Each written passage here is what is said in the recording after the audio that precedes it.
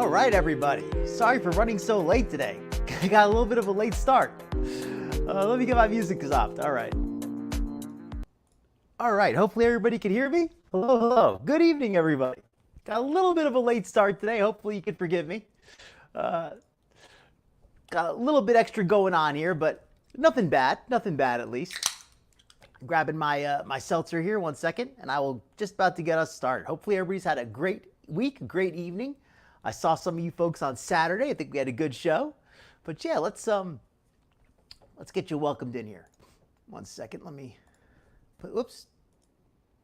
Hold on a second here. There we go.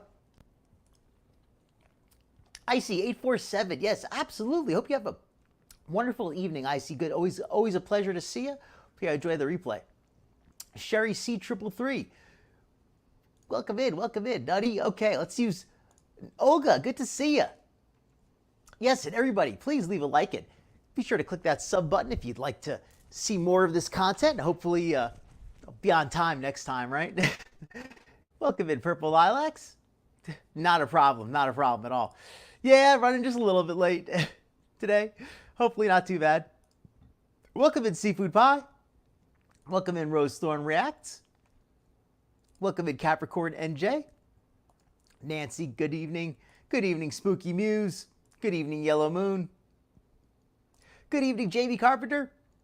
Good evening, Hippie Easta. Good to see you tonight. Yes, please, everybody. Be sure to hit that like button if you're enjoying this late and delayed start. Yes, good evening, good evening. All right, hey, Elizu, what's up? Good to see you tonight. It does sound like a beer. Doesn't quite have the same kick, but it comes in a can, that's for sure. You're being patient tonight, at least, right? Obesity bias. Oh, that's right. I got my new banner tonight. Let me get this. First of all, there's not a ton of new stuff with Foodie right at the moment, but I am going to start off with Foodie just because Foodie's old reliable. I always like to cover what's going on with Foodie. This is an edit from her latest video. I got this one from Just Saying.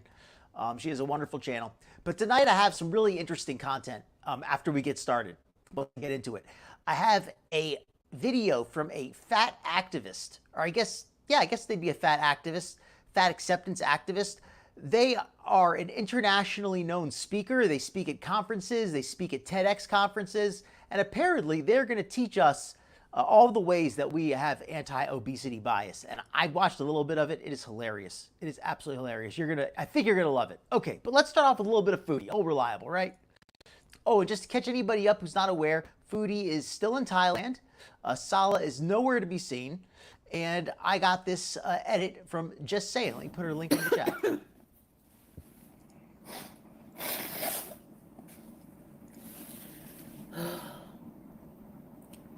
What's up?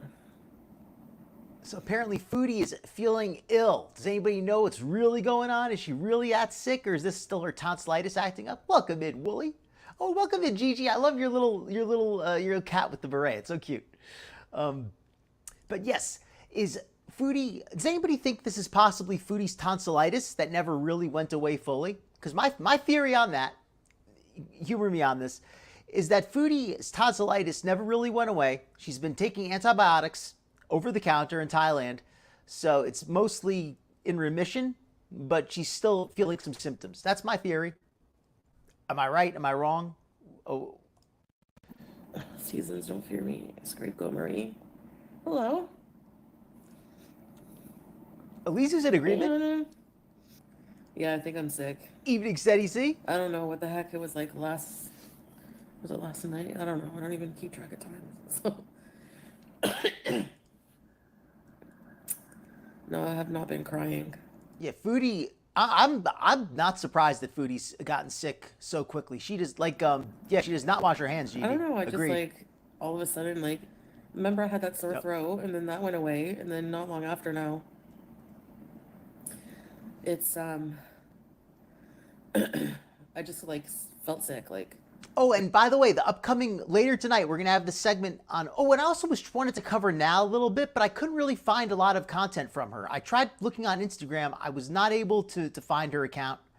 I only have a a couple clips, but I really, if anybody has access to like some more recent NaL videos, I'd be happy to try putting on a couple of them. I mean, I don't want to just cover her all night, but I do want to do a little bit of an update. But like I said, I just couldn't really get any, couldn't really find any good NaL videos. I mean, that were new. The ones that you've already seen, I've had those, obviously. I got a cough, like instant cough. It sucks. Cough, congested. So I ordered some like soup. I don't want to go out in the humidity. Like it's hard to like breathe. Thank you, Hippieista. I thought it was gonna just go saying. away. Give her a look. Honey and tea. I need to get some honey, but that means going to this friggin' store. I don't think they had honey at 7-Eleven, did they? Welcome in, Tucker. Always good to see you here. And I think that's perfectly reasonable. That's absolutely reasonable. Oh, that makes sense. Okay, well, hey, I did my due diligence, folks. I looked for it. I could not find it.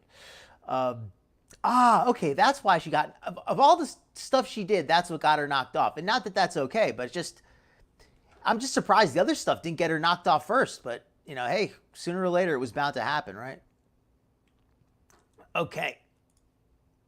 Oh, I'm already subbed to HRH. And yes, HRH, excellent channel. In fact, if anybody wants to put their link up there, I use HRH. It's just that I've already, they haven't posted anything new in almost a week, unfortunately.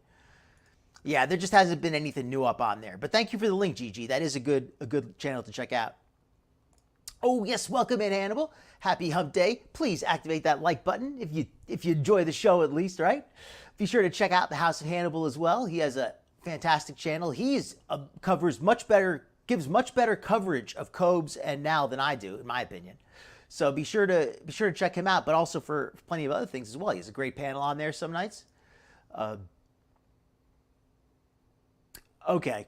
I know that she was doing this whole thing where she had, I think it was Aaron, his former neighbor. She had him like acting like a spy. Crazy stuff.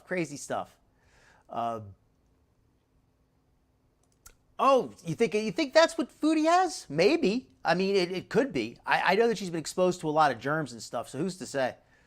Oh, wow. Okay, Elizu with the tea here. Josh called the cops on her yesterday allegedly and asked her to basically leave him alone. I'm assuming you meant. Those two are headed for trouble. If she and him have not been able to, if he's not been able to get away from her after all this time, I don't see it happening. She's got him in her clutches. No, I don't have a mask. No, it's just a cold. So I'm not gonna cut my vacation short. Hi, Mimos. And anyways, I always I don't know, I get sick after I travel, so. Oh, and how's the volume, folks? I just made her a little bit louder. Is that good, or do you want me to turn her back down? I did not feel like coming live when I don't feel too well. Honestly, it's a good thing that, because I'm not, I know myself now, traveling, I'm gonna need some recovery time, so, you know what I mean? Yeah, all the germs, imagine all the people traveling. And when I was on the plane, I heard somebody nearby sneeze. And I was like, that's it. That sneeze, you know? Ah, yes, of course. It's that one person who sneezed on the airplane 2 weeks ago. That's the person who got Foodie sick. It's definitely not Foodie picking stuff up on the floor, eating stuff at random restaurants, lunch counters, food trucks, places that don't look clean, going to the cat cafe and eating immediately before and after. No, couldn't be any of that. Couldn't be her obesity. It couldn't be her poor diet. Couldn't be running the air conditioner constantly. Maybe the filter needs to be changed. No, couldn't be that her CPAP probably never gets cleaned. No, it's none of that. It's, of course, the person on the plane who sneezed. That's what it is. Welcome to Detective Coaches, by the way. I don't think I've had a chance to welcome you in there. Oh, and Elizu with even more tea. Aaron got arrested for DUI again. He didn't just get arrested, he got arrested again. How wonderful. I'm being sarcastic. I hope you folks realize that. All right, let's see if I'm caught up on the chat here. Let the show run. It's going to make me sick. I have no idea what it is. Could be COVID. Who knows?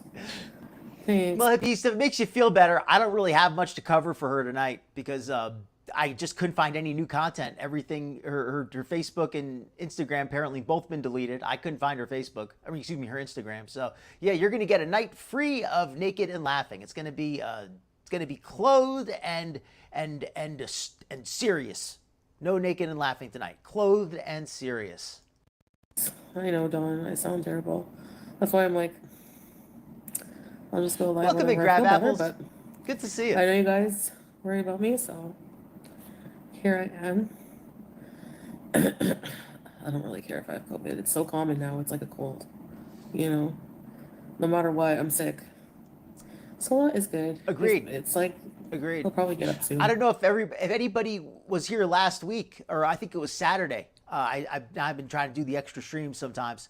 I covered where NaL basically tried to frame Cobes by recording him on her phone and getting him to, without his knowledge, and basically insinuating that he had abused her violently, and getting him to kind of, I guess, was hoping that he would say something that could be construed as agreement, because she didn't make him aware that she was recording him, and she just was like saying, so you did this to me and you did that to me, right? Why did you do that? Like, she was trying to get him to say something without really thinking. He seemed pretty out of it, and not to say that it would be, you know, obviously I don't think he did it, which is why it's such a problem here.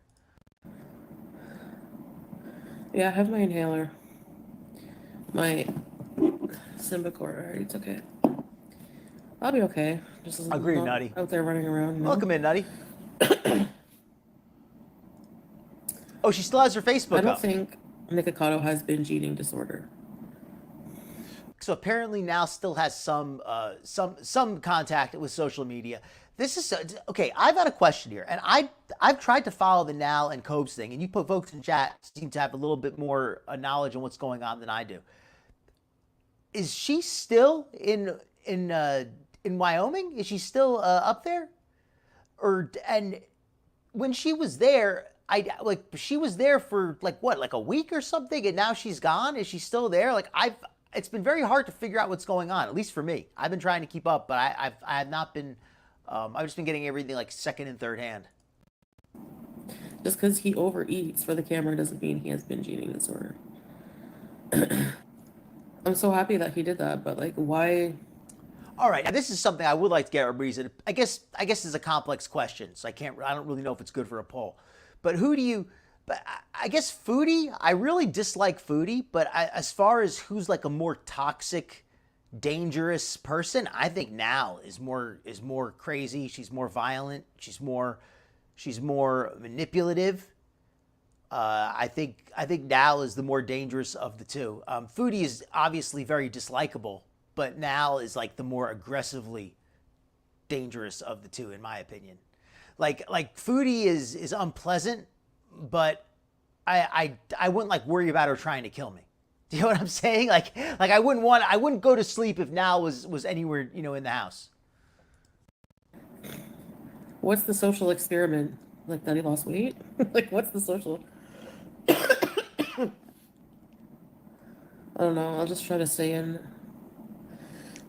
She came back home on the 5th. Okay. Till I feel better. Yeah, I do go live. I would agree with that. Butterfinger. I haven't had one of those in a long time. No, they don't deliver to your door here. I don't feel like going to the store. Maybe I'll go eventually just to the... That's a good point too, Elizu. I think that's something worth saying here. And this is not to make a moral value judgment. This is more of just an observation that Foodie's drug of choice is food. She likes to eat and lay on her butt and just eat and be fat. And that's the side effect of her drug, quote, drug of choice. NaL's drug of choice is drugs. It's hard drugs, as far as I can tell, allegedly, right? She seems to like to use pills. She likes to drink a lot. The stuff that she uses is a lot more intoxicating, in the sense that it makes her a lot more erratic, self-destructive. Maybe the health consequences aren't as direct, but it's definitely, in my opinion, it makes her a lot more volatile to be around, and a lot more unsafe. The pharmacy, and I don't know. Hey, Missy Med. I don't know what it is, if it's like a clinic or what. But I mean, I'm sick. Like, it's just gotta pass. That's a great point, Hippieista. Foodie, I don't know if the clinic is in her hotel lobby. I think it might be just across the street, or maybe there's two, or there might even be three. Because I remember when I saw the videos when Foodie first got to Thailand, I was really paying attention when she was going out a lot. I really wanted to see about the area. I was very interested. And I remember she passed the clinic on the way back to her hotel the first night or second day when she was there. She went to that little pharmacy inside the 7-Eleven that had some kind of a medical professional there, some kind of a nurse practitioner or something. They had somebody there who could prescribe medications, it looked like. And now if there's also a clinic down in her hotel room itself, in her hotel lobby or area, that is a lot of medical. I mean, now I know why she chose this place, because it's got like 3 doctor's offices. I agree, Tucker and friends. I think that I mean, Josh has plenty of his own issues. You know, he's a bit slow in some ways. He's got autism that causes him to make poor decisions. He drinks a lot, so he's not always thinking smart. He does not realize that, I mean, maybe that's the autism where he's not able to recognize how dangerous somebody is psychologically. But NaL is a real danger. Like, I'm saying that seriously. And I don't mean like I'm scared, like, oh my God, like she beat me up. But I mean, I'm scared in the sense like she might pull out a weapon when your back is turned. That kind of stuff, right? Like, everybody here seems to be in agreement that they think that NaL could really be dangerous. The only person who doesn't seem to see it is Josh, which makes me think that he is even more autistic than we realized, or maybe he's just blinded by lust. I don't know what it is exactly, because it seems pretty obvious that she's completely unhinged. I'm going to speed this up a little. I'm not going to go there and be like, I have a cold. Yeah, I ordered soup and some paneer. I feel like I've just been sick like the whole time I've been here. It feels like she's been sick the whole time she's been here. No, Foodie, that's just you always feel sick. You never feel healthy. Although, actually, I take that back a little bit. Foodie did have tonsillitis from like the day she got here. So she kind of has been sick. So hopefully.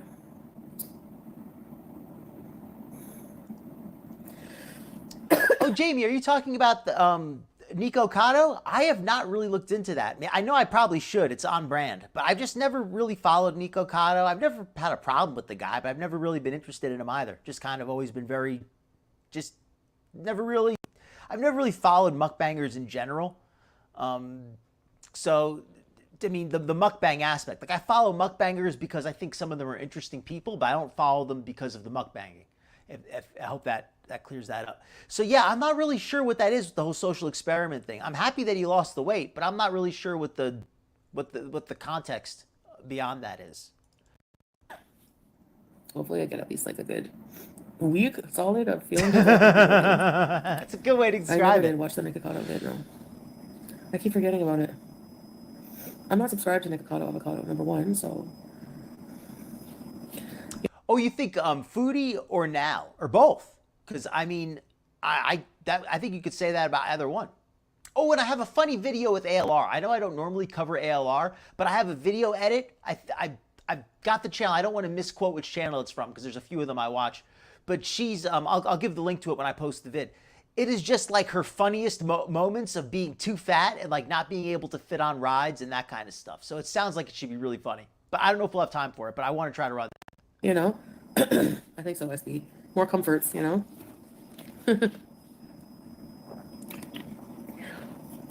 That's okay. I can take care of myself. I just need to rest and lounge around. It doesn't feel like COVID. I've had COVID a couple times. It was really bad. Like she'll take care of herself. She just needs to rest and lay around. So in other words, do what you normally do. That's wise. Yeah, right? Just get it laying same damn place. Yeah, the CPAP helps.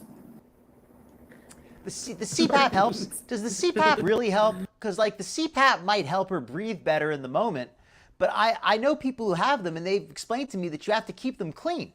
They can get dirty very quickly. You have to use fresh distilled water in there.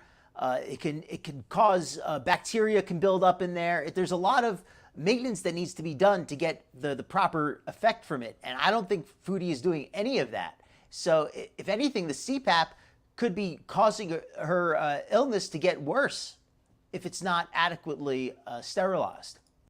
It's hot in here. Welcome in, Blondie. Hopefully you're having a great I don't evening. feel really that hungry. Like, I really don't. I miss Howie. I miss my pets. How much more time do I have here? That would be torture. So far, no, I'm not having a good holiday because I'm sick. So. I don't know the Egyptian dialect. I know the Levant.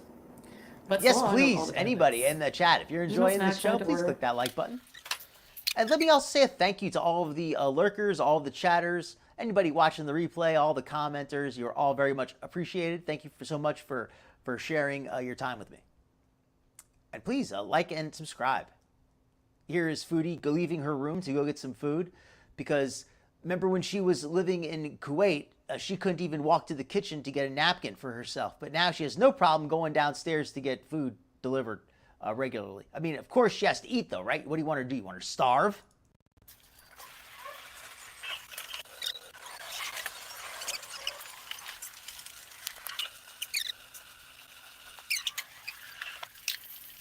Thank you, Hippieista. That makes a lot of sense.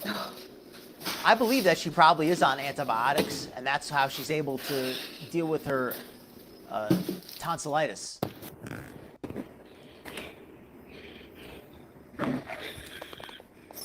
Look how out of breath Foodie is. Wow, that is severely out of breath. But yeah, doctor shopping. I could totally see that. Foodie's not the kind of person to listen to a doctor unless the doctor says what she wants to hear. If the doctor says something like, well, you know, I could give you some medicine, but I really don't think it's going to help much if you don't do something about your weight. So I'm really going to suggest that you work on your weight and then come back and see me next week. And if you still have the she's not interested in that. She's like, no, I want medicine now. Give me pills. That's how Foodie is. She wants quick results. She wants quick quote help.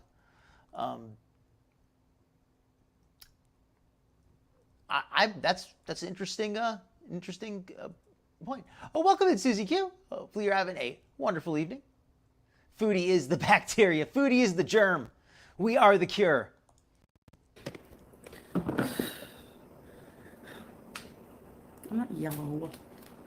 I'm watching a girl with jaundice. Actually, I don't know if this is like a filter from just saying, but her skin does look like a little bit yellow in spots. Like not really yellow, but it looks like a yellower than normal. It's usually more red. And again, that could just be the lighting, could just be the filters and all. Oh, and I saw a picture of her the other day, and you folks are right. She uses a lot of filters. I just kind of forget how many she uses. But every now and then I'll see a picture of her that looks to be less filtered. And wow, it's such a huge difference. She's yellow. You should see. Oh, and yes, Blondie. Thank you. That makes a lot of sense. I don't know. Do people still drink that when they're sick? Shrimps? Potato. Where's your keyboard, weird? Now, I don't use a CPAP, but I'm basically aware of how they work. If you don't put the water in there, isn't that going to cause? I mean, I would presume that causes your sinuses to dry out, and your sinuses getting dry, they can get an infection. They can get that's not good. You want it to have a little bit of natural humidity. For the non, I'll show you after. Sorry, I'm so blasé. I'm sure they talk all night, right? Talk every day. I got some garlic naan and a little bit of paneer. A little bit of paneer, just a little bit. Hi guys, I got some garlic naan. So you got some garlic naan, Okay, some garlic naan. That's a lot of naan right there. But I love this. Just a little bit of paneer. And a little bit of. Just a little bit of paneer. That's a pretty good amount of paneer. I mean, what is that? That's obviously not a quart, but that looks like a pint, a full pint. And she's not going to leave any of that. She's going to eat that whole darn thing. Paneer. Sorry, Tabitha, I'm almost done eating.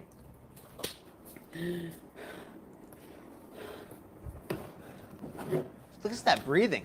Can you hear that? I know I'm breathing heavy. It's because Foodie's breathing sounds really bad, and as far as we know, she doesn't have any respiratory. I mean, well, she claims she is sick right now, but she doesn't sound like she has a serious respiratory illness.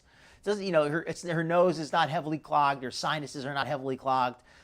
She did say she has a little bit of a sore throat, but it doesn't sound like she has pneumonia or anything like that. It doesn't sound like she has anything directly bothering her respiratory system more than just a very minor cold. So for her to be this out of breath, and this is like how out of breath she always is, so it just seems a little bit more pronounced, but it's pretty bad at this point. I'm sick.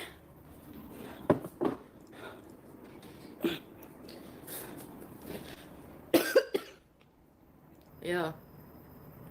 Maybe he'll show his journey, yeah. He's been able to keep that private. I wouldn't be able to keep things private for that long. You're so mean, Jamie. 33 I love million it. views. Wow. That's insane. Grandpa Chantal, back in her day. Yeah. Should I just get off of here? Like, what the hell am I even doing? I can't. She does have liver disease. That's true. I was thinking the other day, about how much Foodie has lost to obesity. Because I was thinking to myself, sometimes we talk about, I hope Foodie gets help. I hope she learns her error of her ways. But some people are just kind of beyond help. And I'm not saying that to be cruel or anything. I'm just saying that because it's, most of us know that sometimes that's just how it is for some people. And I was thinking, what would it take for Foodie to really wake up? What would like a serious health scare, would that wake her up? And then I thought about it, and she already has had multiple health scares. She's lost her gallbladder. She had to get a hysterectomy. Her liver is failing her. She needs a CPAP. She's got all these she's lost her hair, probably because of the hormone issues. She's have all these health problems that are at least somewhat attributable to her obesity, and none of it is enough to get her to change. Stop. Hey, Nirvana, good to see you. If you sneeze, hope you're having a great night. It's a huge process. Because Salah will sneeze, for example, and he'll say, alhamdulillah. And then I say, yakunkum Allah. And then he says something else. I don't even know what it is, but it's a long sentence. No, I'm okay, Wrinkly Maynard. He has no flabby skin. He wasn't obese for a long time in his life. He was skinny and had tight skin before. He gained weight, short amount of time. Welcome in, Keziah, and I hope you're having a wonderful evening. Yeah, chronic heart failure, pulmonary hypertension. Foodie must have some kind of blood pressure issues. I know she takes medication. She is not looking well, and I don't think it's just her the cold or whatever she's got right now. I think that looks a lot more serious than that. Ooh, really? That is dangerous. Getting a pulmonary embolism is that can be fatal. Yeah, Foodie does seem to have a lot of visceral fat because she stores so much weight in her abdomen. He might have flabby skin under his t-shirt. We don't know. I saw her bringing up drama with Stephanie Sue again because her husband wears that big panda mask. Okay, I'll be right back in a few minutes. I have to use the washroom and everything. I'm going to put cold water. Keep yourselves entertained. That is a sobering thought. But I bet she would. I bet she absolutely would. Welcome in, Debbie. Hope you're having a good evening. That'll be very interesting to see. I hope that at least gets her to finally change a little bit. I was trying this with an open shirt. Ooh, Nirvana with an interesting theory.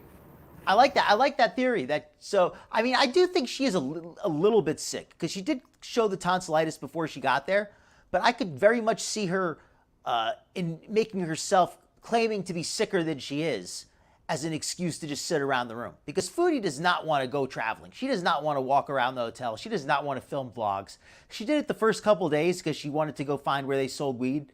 But now that she knows where to get weed, she knows where to get the food delivered, she doesn't feel like walking around anymore. So she just wants to stay in the room all day. So she's going to use any excuse she can.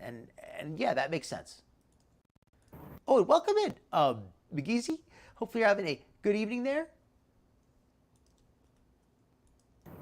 I'm sweaty. I'm okay. I was washing my face and going to the bathroom. Yeah.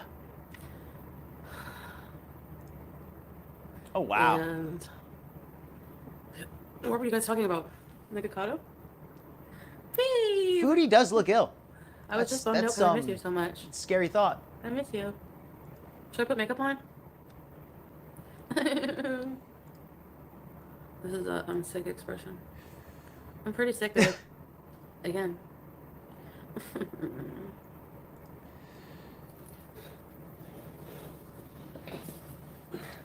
You know, Foodie's room is pretty clean.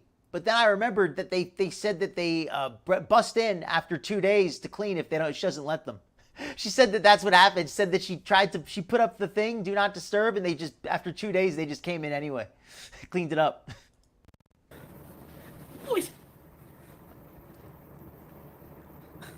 Oh, there's Foodie with her falling down. You notice every time she ever sits down, she always just falls with a oomph.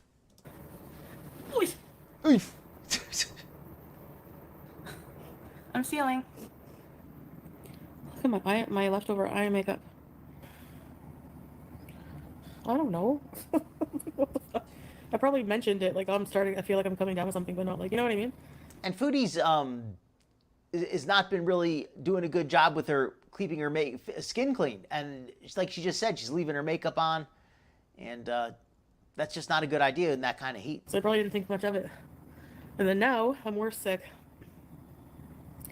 Actually, I don't have to check my immune system because I don't get like this kind of sick like more than anyone else. Maybe just whenever I travel, I don't know. Just when she travels, folks. No, just why am I going to go to a doctor about a cold? I hate people who go to the doctor for a cold. Like, just fluids and rest. Just kissing all the street animals. Fluids and rests. Okay, well, Foodie always rests, and she's usually pretty swollen with fluids. So, is she going to do anything different? No. Is it going to change anything, West Coast laws?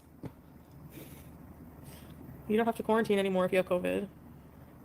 I mean, I'm still gonna have to go down and get things. Why are you so fucking dramatic? I did not write it to... Oh, okay. So you're more observant than me with that. I just saw the towels. It's like, oh, she's got some nice clean towels. But so you're saying those are the same towels she's had for 2 weeks? I didn't even consider that. I just assumed they were fresh towels. So, wow. If that's seriously those towels, if those are the same towels, if those are not, that's crazy. That is crazy. No wonder she's sick. I don't have a mask. It's like a friggin' flu, like anything else. Did she not have sheets? Let me go back. Let me look. Along with anything else. Like, hold on a second here. I think those are, actually, I can't tell if those are sheets or not. I think that might be sheets, but maybe not. I don't know. That's good eyes, Nutty. If somebody gets a flu along, it's also dangerous. Like, you know. Ugh, goodbye, West Coast laws. I'm not unblocking you. You're so annoying. And negative over everything. Like, what does it matter if I have a COVID or a flu? That's rough. It's still going to be the same. I don't have a mask. So, like, people act like I'm going and rubbing my snot on everything on purpose to give people COVID. Like, do you know what I mean? Like, you know, Blondie, I used to say for a while, back at the villa, she at least used to have to climb the stairs regularly. And people don't realize how much good exercise you get from climbing stairs, especially if you're heavy. That's the only exercise some people get, sadly. And that was good exercise for Foodie, and now she doesn't even get that. Salah does everything for her, so she gets no exercise now. When you weigh that much, just standing up and walking around is good exercise. Goodbye, annoying. Oh, to hide her skin tone. That makes sense. Like, get out of here. If you're going to be negative, get out of here. I'm really not ever going to be in the mood for that. Oh, well, Jamie, that's what it is. She's breathing air. She might have COVID. She just misses Salah so much. That's why she's sick. Traveling without Salah, she can't live without her beloved husband. Like, it's not COVID. Like, who cares? Like, you don't know. Like, off. Seriously. Sounds like what a teenager would use. People still have to live with COVID. Like, get over it. Like, oh my god. Nobody around Foodie works. It's true. Like, what am I going to do? Hide in a corner and not breathe air? Oh no, you went downstairs. Like, I didn't even go near anybody. Yeah, have you been licking railings or elevator buttons? Exactly. So stupid. Wes is one of those cry negative Karens. Also, some people who have asthma. Well, at least she's mostly staying in the room. But I agree though. If you feel sick, you should try to avoid crowded places. And out there, it's very crowded where she is. You can't breathe or exempt from wearing a mask. That's true too, Vampire. Exactly. I know. She's acting like committing like a friggin' genocide or something from not wearing a mask. I don't even have one. Kidney J made an interesting point that Foodie lying on her side could explain why her face and her body gets so lopsided sometimes. It's like even right now, look how lopsided her face is. Like this side over here on the left is much like flatter. This side over here is much more swollen up. And that would make sense if she was laying on this side for a length of time earlier. Because Kidney J felt that the way her kidney's body is swollen with fluids, they pool on one side or the other. And I think that is a very reasonable theory. Because even right here, look, this side is way more swollen than the other side. Stupid. For what I potentially might have, like stupid. Get out of here. Yeah, the only thing she's worried about is starving. Like I'm patient zero, I know. She's the parasite. Not our problem if you're paranoid. Yeah, exactly. Yeah, the nagging, I hate it. Oh, that's a good point, Blondie. Goodbye. That's a very good point. That and also they have the 7-Eleven nearby. So if she really wanted, she could easily get that stuff if she was really interested. It's not like she's in the middle of nowhere. I'm fine. Like I just need some rest and fluid, Yes, I'm seriously not aware of what a Trudeau town is. I know my eyeliner. Frig. Where did Salah go? I don't know. I want somebody just to ask. I want somebody to give Foodie like a $10 super chat and ask her if she could recite a prayer. Just recite her favorite Muslim prayer. He just woke up, so maybe he's like washing his face and stuff. Petting the cat. Are you petting Juice? Mama. Oh, babe. I've never seen a squatter. They probably just think it's durian. That's probably what the management says. They're like, oh, what's that awful smell on our floor? Is there something coming from the room next door? It's probably just somebody eating durian. Don't worry about it. But the bathrooms at the airport don't have bidets, which sucks. Yeah, I have allergies. But yeah, I mean, if it gets really bad, I'll go to. She went into the gym too. She went to the cat cafe. Just for a cold, I don't really, unless I really can't breathe or something. But I'm fine. Oh, wow. Okay, so that's our Foodie update. Not a ton from Foodie. Let me catch up on the chat really quickly. And all right, and then we'll go on to the next clip. So let me put on my bumper so we can have this for a second. And this next video, I think, is absolutely hilarious. I think it's absolutely hilarious. The whole thing is really long, so we're not going to watch the whole thing, but we're going to watch a good chunk of it. Yeah, just some simple measures can make a big difference, right? Just try to at least stay away from people. They're putting the durian under their noses, like a little potpourri. Yeah. Also, I remember with the AC, the way that she ran the AC till it leaked. I thought that was especially selfish. So let me pull up this video here. This video is absolutely wild. And I also want to do a little background on this person here with their about page. So let me go to that too.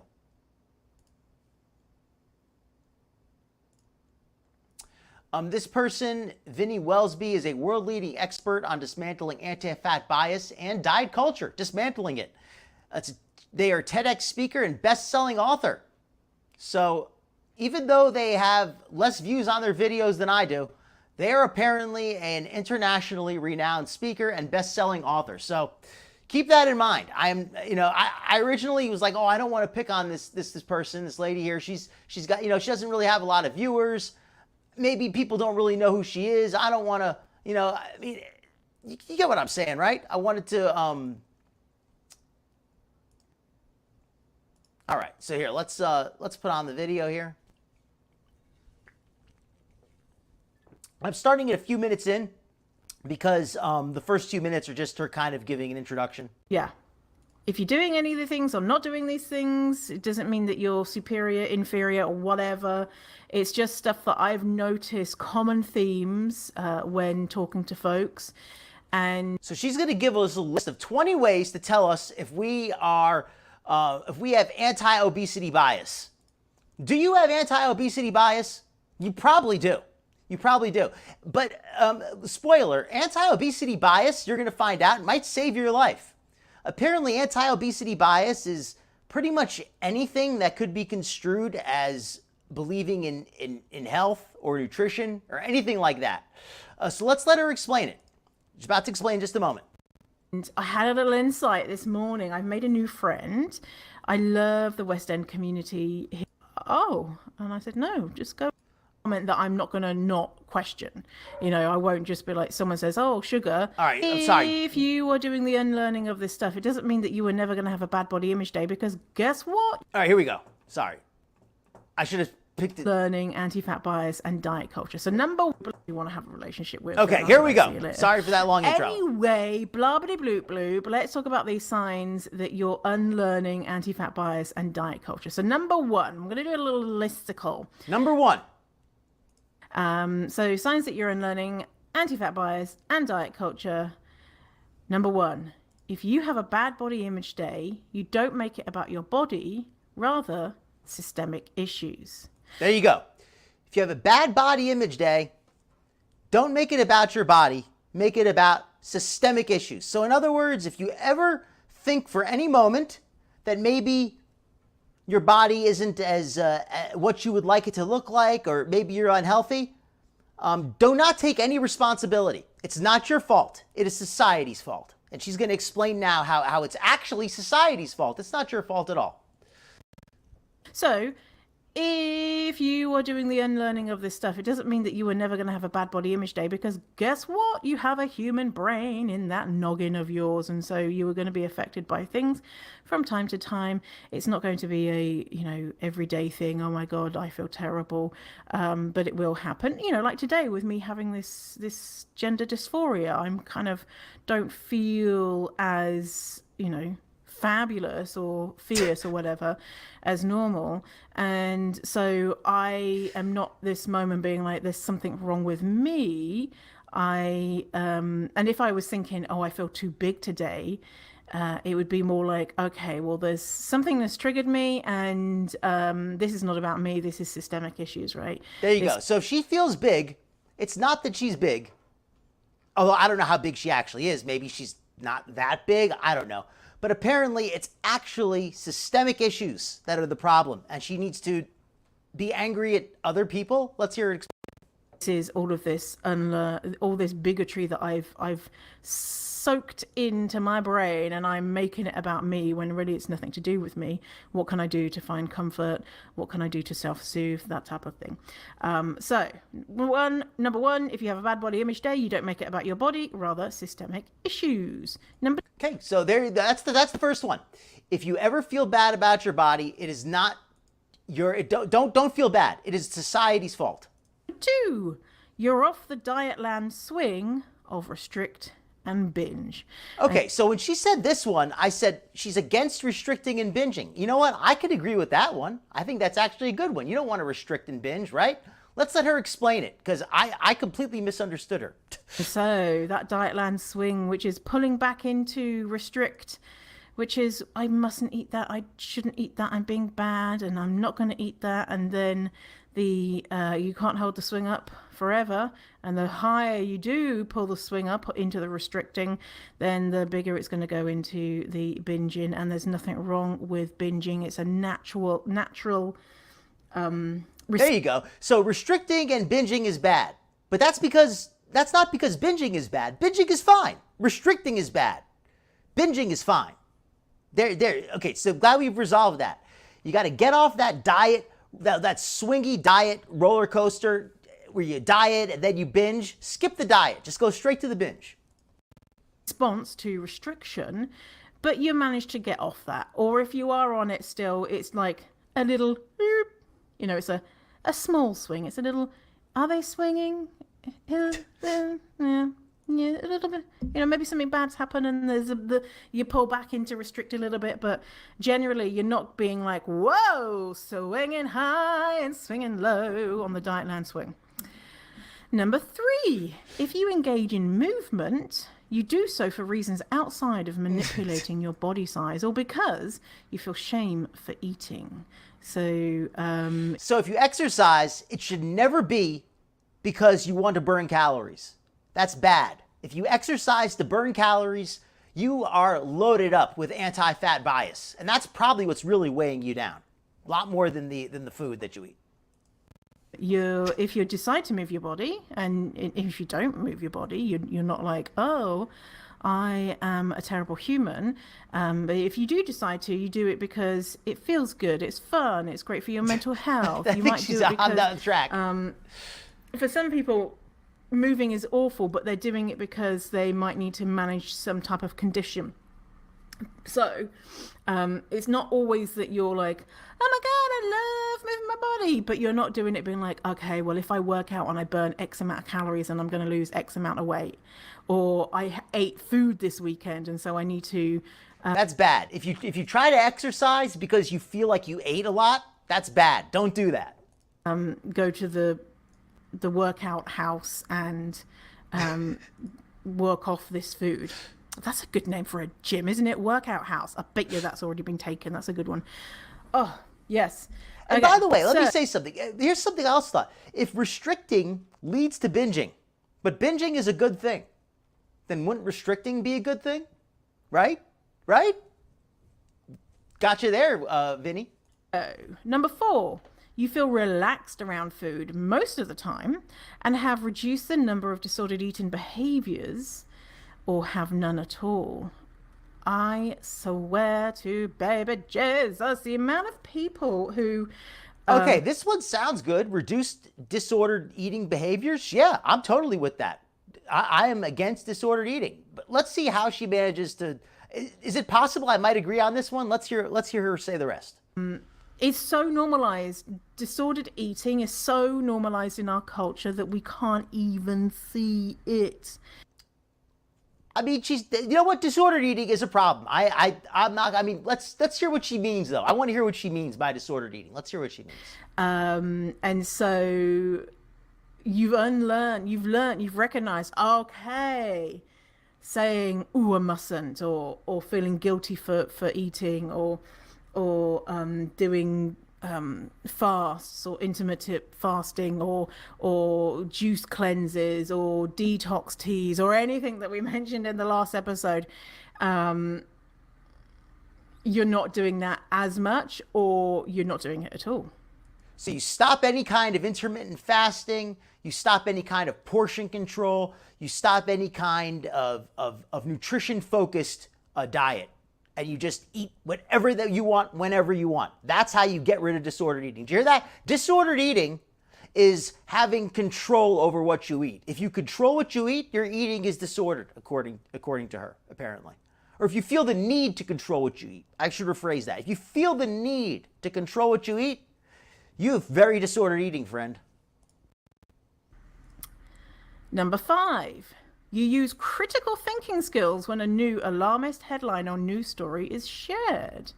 So I've got a feeling this woman has never used critical thinking stories when she's heard an alarmist news story. But let's hear her explain this now. So we talked about that a few episodes ago. What to do, how to think, how to approach when an alarmist like fat people exist and they're taking over the world and they're going to eat your children. When something like that. That is the definition of straw manning right there. That comes out, or something which is not as, something that's a little bit subtler, like instead of being like, oh, well, have you seen, there's a new study out that says that fat people have really bad personalities. Oh my God. You can use critical thinking skills and be like, okay, let's see, instead of immediately going into, run for the hills. I love how her examples of news stories are fat people having bad personalities. Could you cite that? Could she? How about she uses an actual story that might actually get published, like, obesity is linked to disease, maybe something. I mean, not to be an alarmist, But you know, maybe some people have found, maybe some doctors even have seen a link between obesity and disease. But again, I don't want to use your critical thinking. Don't be an alarmist. Sky is falling. Number 6, the way that you talk about fat bodies or your body is filled with compassion. So think about the way society at large talks about fat bodies, and we've got this new film coming out called The Whale with Brendan Fraser. Elizu, that is disordered eating. Not eating something for nutritional purposes, controlling what you eat is very disordered eating, and you have anti-fat bias. So you might want to check that. Just saying. Your anti-fat bias isn't cute. Which is a giant pile of steaming discipline, shit. Nirvana, discipline. I think you got some disordered thinking there, Nirvana. I think what's key is getting rid of your anti-fat bias. The premise of the film is that he is a super fat person. Of course, he's wearing a fat suit. And he's queer. Is he queer in real life? No. Casting a queer actor to play a queer character. That's an excellent point. And also, let me give some context for anybody unaware. I certainly know what it's like to be heavy. I've been pretty fat at various points in my life. I have a lot of compassion for people who are heavy, and I don't like to make fun of people or put them down just because they struggle with things like food addiction. They struggle with eating issues, all kinds of different things. I don't want to get off on too much of a tangent, but I have a lot of sympathy, and I like to see people help themselves. I like to help others if I can. This woman here is spreading information that is outright harmful. She's telling people to not only not help themselves, but to actively harm themselves. This is like somebody saying, hey, you know what? People who try not to drink a lot, they have anti-alcohol bias. They have anti-drunk bias. See, they need to understand that their fear of being an alcoholic that stops them from drinking all day long is actually society's problem. It's society telling them that they should. This is just insanity. And this woman gets paid to give conferences. She gets paid to teach people. She is an educator. I don't mean she works as a teacher. Well, actually, no, I take that back. She does work as a teacher, not a public school teacher, but she teaches courses and seminars. This is crazy. Obscene. Wouldn't happen. And he's apparently moments from death. I don't know how they know this. I haven't seen the film, but this is what we're saying. I think maybe just the fact that he's... Yeah, she comes across as rather pedantic, very. She comes across as somebody desperate to prove how smart she is, and she just comes across as very arrogant and intolerant. He's existing in a supersized fat body. I don't know. And then the resolution of the story. Can we guess what's gonna happen? There's a fat character and it's all about weight. Did they lose weight? Yes. Did they become happy? Yes. Yes, so he loses weight and becomes happy. Yeah. But I love how this woman talks about how angry she is that this person loses weight and becomes happy in a story. But you don't seem very happy. You just don't. Like, you could talk all you want about how you've overcome your anti-fat bias, but you seem like a miserable person who's attempting to spread misery to make themselves feel better. And that's not a good way to be happy. That's a bad way to be happy. That's toxic happiness. So the person, this is from a play, that film is from a play. And so when we're thinking about fat bodies, are we talking about fat bodies as, oh, sad sack, look at him in his house, just, and in the apparently he has an eating disorder. They don't frame it as... I feel like, right? I feel like we're under attack. This lady here is very judgmental of all of us right now. But maybe we deserve it? I don't know. Eating disorder, they frame it as, of course, he's eating himself to death. Yeah, she's complaining here. I've been talking so much in the chat, I missed a little bit of this last point. But she's basically saying here that in a play, there's a character who is very heavy, and she doesn't like how in the play, that is portrayed as a negative thing. How they're portrayed as eating themselves to death. Like that is never something that doesn't happen. That's something that absolutely does happen. Thank you. Exactly. Does she watch Foodie Beauty? She should. She probably thinks Foodie Beauty is like a great example of how to live your life. She's like, oh, Foodie Beauty, that's somebody who really understands how to get rid of their anti-fat bias. Is that talking about compassion with about a fat person? No. And this is you know, the fat phobes are like, oh my god, like, or the people, the well-meaning fat phobes are like, oh, this is such an uplifting story. No, it's not. She's probably Please a beezer, don't go right? And watch it if you're thinking about going to watch it. I might watch it and not pay for it just so I can talk about it here and tell you what an absolute fucking shit show it is. And so, you're thinking, oh, I'm curious, I want to see it, but you don't want to fuck with your... I agree, Nutty. And I wouldn't have a problem with this woman if she were just living her own life. If she were just, like, she likes to make it sound like, oh, well, I'm just existing. Why do you have a problem with me just because I'm fat and I'm existing? No, I have a problem with you spreading this very harmful and self-destructive message to people who may be impressionable. That's the problem I have. If she was just existing and she was posting these videos to her personal little Facebook page, I wouldn't care less.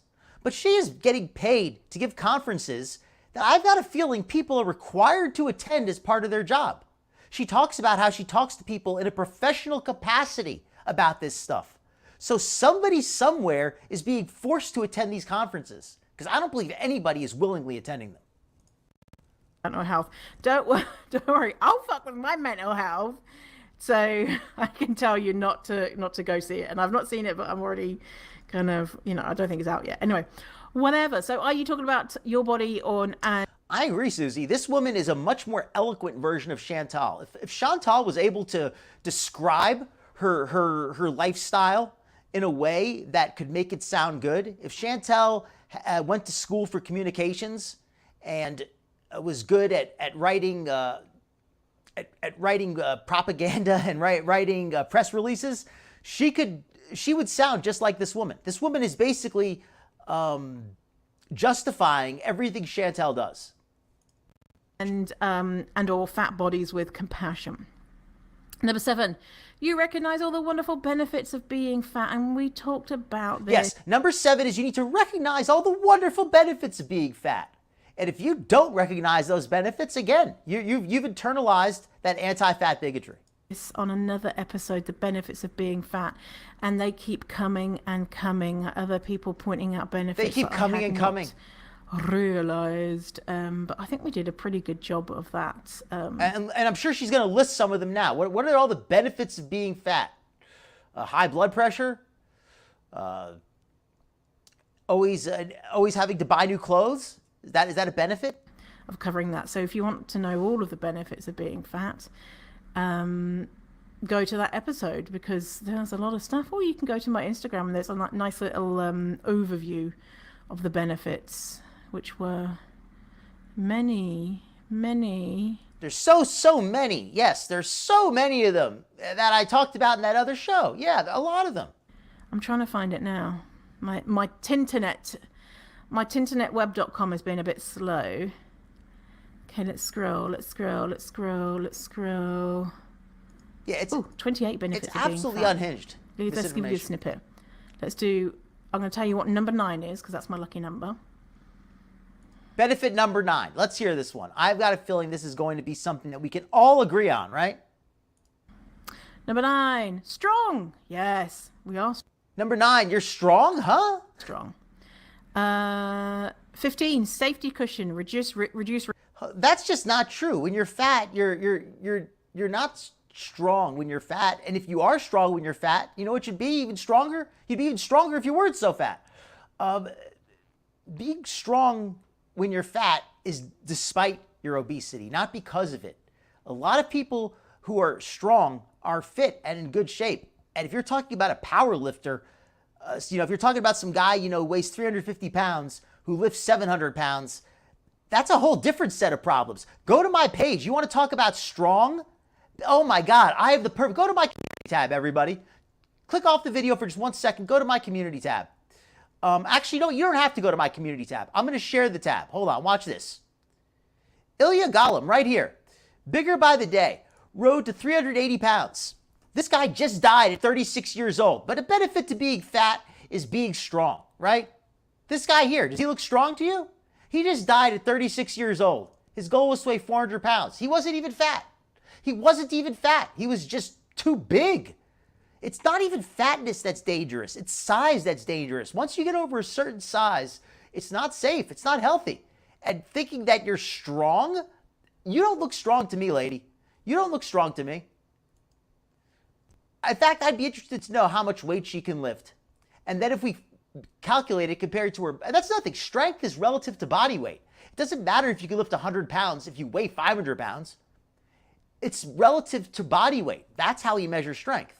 So she's clueless on that one. I don't even know why this one bothered me so much. But strength, that's just not true. That's misinformation. Risks from falls, yes. Yeah, so we found out that older people who What? have a really high, yes, 15, safety cushion, Safety cushion, reduced risk for falls? This woman doesn't understand physics. Mass times velocity squared, lady. Mass times velocity squared. Or is it mass squared velocity? What is it? Let me look it up. What's the equation? Somebody look it up. Force equation. What is it? Force equals mass times acceleration. There we go. It's mass times acceleration. It's not squared, my bad. It's mass times acceleration. But the point is, it's multiplied. It's not added together. So if you weigh more, it gets multiplied times the velocity. So whatever additional weight you have is going to add to the total impact. There you go. Where did I find her? I found she has her own channel. She's called Vinnie Welby. I'm not a physicist, by the way. I'm actually very bad at physics. So I got the equation wrong the first time. But it's mass times acceleration. And yes, that's why weighing more does not work as far as helping you survive an impact. Reduce risks from falls, yes. Yeah, so we found out that older people who they have a really high risk of terrible complications if they break bones, and people in bigger bodies were less likely to break bones because they had some cushion. Visually interesting. You know what, Jamie? Normally, I don't like to report people because I think that it's petty. I think it's not warranted. But this time it kind of is. I think that this is one of the few times where I'm not going to brigade. I'm not going to tell people what to do because that's against terms of service.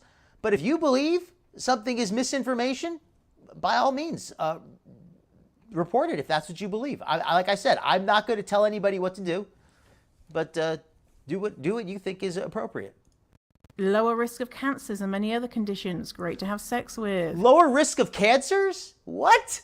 Obesity lowers risk of... That's just not true. Where is she getting this from? What is her research? What is her research? And I'd be interested to see if her research has if any element of it is either verifiable or repeatable. Science can't just be a one-off document. It has to be verifiable and repeatable to be considered a scientific fact. I don't think that is.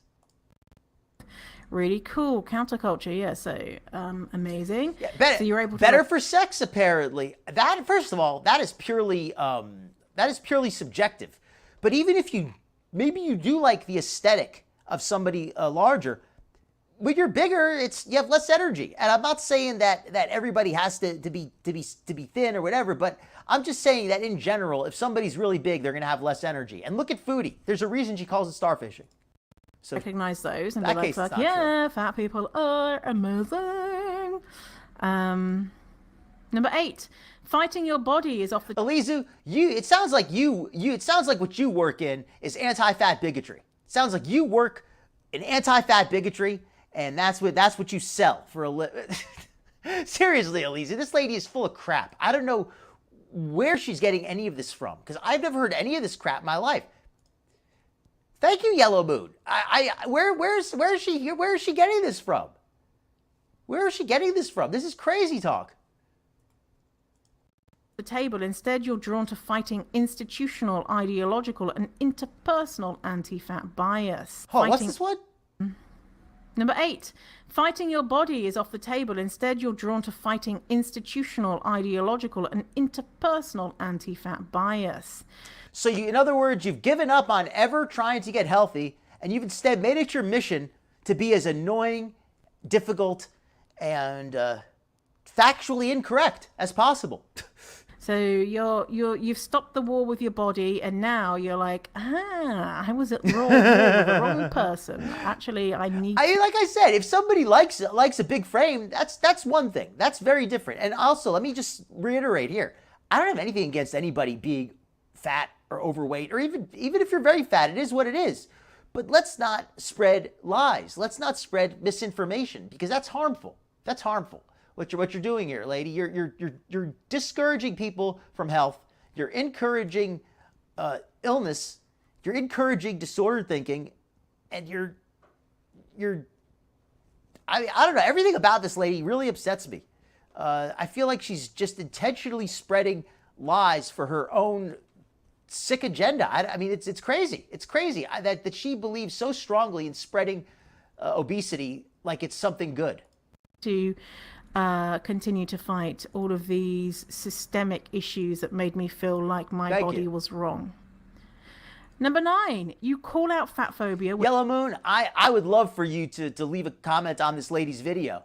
I would love for you to do that. Oh, wait a minute. Comments are disabled. What a surprise. Oh, well, what a shame. I guess that there's no way to dispute any of her. This just goes to show how this lady knows she's full of crap. There's a reason these are turned off here, Yellow Moon, because anybody with 2 IQ points would be able to dispute most of this material. When you see it, or recognize when it's happening. So it's not always possible to call out fat phobia. Sometimes you are not bothered. Sometimes you don't have the capacity. Sometimes there's a power imbalance. Sometimes la la la la la. But you call it out, or you recognize it. And so you might be like, okay, I see fat phobia is happening right there, and I'm clocking it in my brain, and I'm gonna be like, later I'm gonna be like, oh my god, you can't believe what Sharon said, whatever. Number 10, you listen to what your body wants. So that might be rest, or I don't take any joy in any of this. And if I'm being a little bit over the top, to be a little bit humorous, that's because I want to make this fun. I don't want to just be a boring scold, just getting angry. I want to make this as fun as I can. But it's a serious subject. If you really want to be straight up, this is people's lives. And I don't think that it's as simple as a YouTube video controlling what people are going to do. But people can be influenced by what they hear. They can be influenced by what they see, what they read. And especially if somebody has credentials, they could browbeat less confident people into agreeing with them. And I think this woman here is, despite her information being rather suspect, she comes across as authoritative. And there are people who are going to believe her just because of how authoritative she sounds. So it's very frustrating to see this. No, I know some people do, but I see that it feels like a lot of them don't. And you, as somebody, a professional, you know, you're given here what sounds like a very unfortunate fact. Yeah, Nirvana. I wish I could watch the whole video, but we don't even have time. It's just too long. Food, and fight any shame that arises from that. And you know, it's like fighting shame, because shame is probably gonna rear its head and be like, ah, la, la, la, look at you, fueling your body and resting like a human needs to do. Oh, you're so lazy, you're so greedy. So we're probably, you know. So this number 9 here, I think 9 or 8, is doing what your body wants you to do, which is that doesn't make sense. Your body wants to be healthy. Your body does things like give you pain, give you shortness of breath, give you all these things that tell you, hey, maybe you should stop abusing me with all of these excess calories and sugars and salts that I really would rather you didn't give me. So if your body starts to give you pain and negative feedback, it's for a reason. Your body doesn't just want to seal all day. That's what Foodie wants, and it may be comfortable, but just because it's comfortable doesn't mean that's what your body wants. It's what your psychology wants, I guess. What your id wants. I mean, that's an outdated term, but I think you folks know what I mean. That shame goblins is probably always going to be like, hey, look at you having a fun time. Have you thought about this? But you're fighting it versus being like, yeah, shame, you're right. Yeah, I am a terrible person for having a little nap.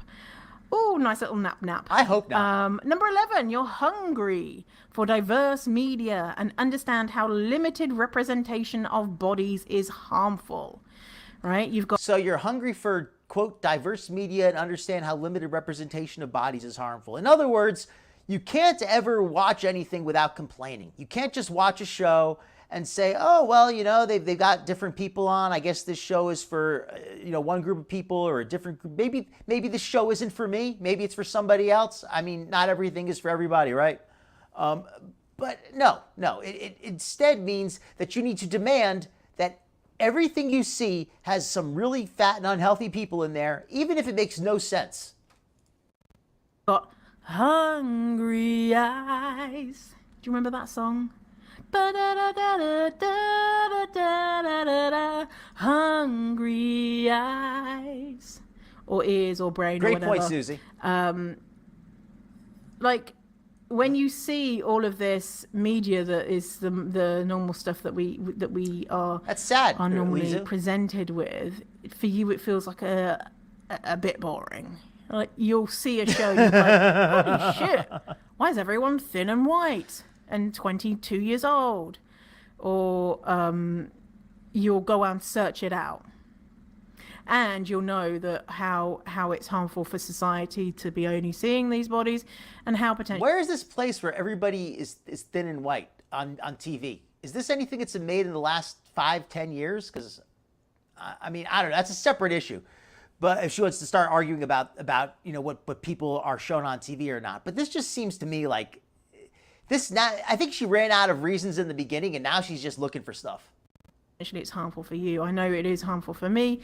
If I've watched a lot of hours of normative bodies, that is a trigger for me for bad body image. And then I'm like, okay, fine. I need to go and watch some more diverse media. Hold on. So what did she say there? She watches people who are in shape, that gives her bad body image. Why? I thought that you said being fat was great and beautiful, and you think it's... So why would you feel bad just from looking at somebody else? How could that... I mean, she doesn't seem to practice what she preaches. The trigger for me, watched a lot of hours of normative bodies. That is a trigger for me. So it's a trigger for her to see people who aren't fat. Why? Shouldn't you be feeling bad for those skinny people that they don't have all those wonderful benefits of obesity that you have? Wouldn't you feel sympathy for them? Why does it trigger you? I would feel pity for all those poor skinny people who don't get to enjoy all the wonderful benefits of obesity you described earlier. For bad body image. And then I'm like, okay, fine. I need to go and watch some more diverse media. Number 12, you have a community of fat positive and anti-diet folks around you, whether it be virtually or in person. And when I say a community, it doesn't necessarily mean people that you engage with, but it might be people who you have a parasocial relationship with. So people Yellow Moon, I mean, I'm sure you're busy, but if one of these days you wanted to call in and if we could maybe come up with something brief, you could maybe share some knowledge or something. It wouldn't have to be anything big, but just I think that'd be really cool if you ever wanted to. I'd love to pick your brain just a bit. You follow and that you feel really good about, and it feels like you're connected, right? And so you've got a lot of that surrounding you. You might not be friends with lots of other fat people depending on where you live, and virtual connections are just as important. Yellow Moon, do you have an Instagram? I have an email that you can reach me at, but Instagram is the easiest. I've got my Instagram link on my page here. I have my email. I don't have it memorized. I can pull it up though before the end of the show. But if you have Instagram, that's the easiest way to reach me. But let's get back to the show. Important as in-person connections. But we'll just we'll pick a day, and just that'll be good for you to call in, and we'll figure it out. Yeah, absolutely. We'll figure out a day and have you call in, and that'll be fantastic. So you're swimming in the fat positive waters, basically, and the anti-diet waters. Number 13, you understand health. Oh, so her last one, I kind of glossed over that one. She said you have a group of fat positive folks around you, which is, in other words, you got to have your own little gang. You have to have your little gang, your little peanut gallery support group. So when you go online and post some crazy misinformation, like being fat is actually reduces cancer, you've got like 20 or 30 people to go on there and like up your post and insult anybody who bothers to disagree with you using facts or figures. Complex topic, and know that you can pursue health outside of weight loss, and also that health is largely a social justice issue. So when someone talks about health, you're like, you're using those critical thinking skills, and know that you've internalized, the ideas that diets don't work, and you can. In respect to oranges, I am very flawed when it comes to what I eat. I don't eat as nutritiously as I should. I'm always having to lose 5 pounds here, 4 pounds. I'm always having to lose a little bit of weight. I am not I don't exercise enough, but I try to do better. And I have periods where I do better. And when I'm not doing as well as I should, well, then I try to get back into gear at some point. And I think that's really what we got to work for. Do the best that we can. And the best that we can is not dragging other people down so we can feel better about ourselves. The more I watch this woman, that's the more I'm beginning to get the vibe that I'm getting. It's that she is really unhappy and she wants everybody else to be just as miserable. Nobody should be allowed to be healthy or feel good about their body because she can't feel good about hers. And that's the feeling that I get here from her. Just a very jealous, bitter person. If you want to, if that's something that interests you, engage in health promoting activities, and knowing that there is a limit to that, because a lot of stuff is to do with genetics, is to do with where you live, what family you're born into, if you have access to money and food. And yeah, so if you're healthy, it's about, I will say that as actually out of all things she said, that's the one thing so far that I think might have a little bit of value to it, that your family does have an impact on your health. However, that does not mean it's completely out of your control. It just means that some people start off with a little bit of a head start versus some others. Some people start off with, a bit of at a disadvantage. Some people, their family feeds them junk food, doesn't teach them proper eating habits. It does happen. Some parents, they use drugs or alcohol. Their kids learn those bad habits. So yeah, that can happen. But that doesn't negate all personal responsibility. All that type of stuff.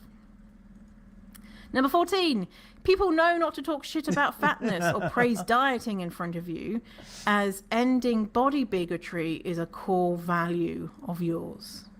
So the longer that you're doing this stuff, the longer So she's saying there, you have to be very intolerant of other people who disagree. If anybody disagrees with you, you have to jump down their throat and attack them. You cannot tolerate any disagreement. And she practices what she preaches on this one. She keeps her comment section shut down. No disagreement. No disagreement ever. That is one of the key tenets of ending anti-fat bigotry. Tolerate no disagreement. You are swimming in the fat positive anti-diet waters. It will just become a part of who you are, your personality, your core values. And to begin with, you would maybe no one knows that you're doing this stuff, right? And because you still kind of like a little baby fawn or something with wobbly legs, and someone could be like, oh, but fatness is unhealthy, and you'd be like, oh, that's wobbly fantastic. legs, I fell over, and you're not so stable on your feet in regards to what you believe and how you're feeling about yourself. The longer that we do this work, it seeps into... It's probably a little late to ask this now, but I hope the volume balance is good for everybody. our relationships. You can't help it because the more that you know about it, the more you're like, I can't unsee this shit, and oh, that's really problematic when my friend talks about that, and I know it really triggers me, and so I'm going to talk to them about it, and et cetera, et cetera. That's fantastic to hear, and it's always great when parents and families can pass on something positive like that. I think that's fantastic. So it just becomes a part of who you are and a part of what your values are as a person.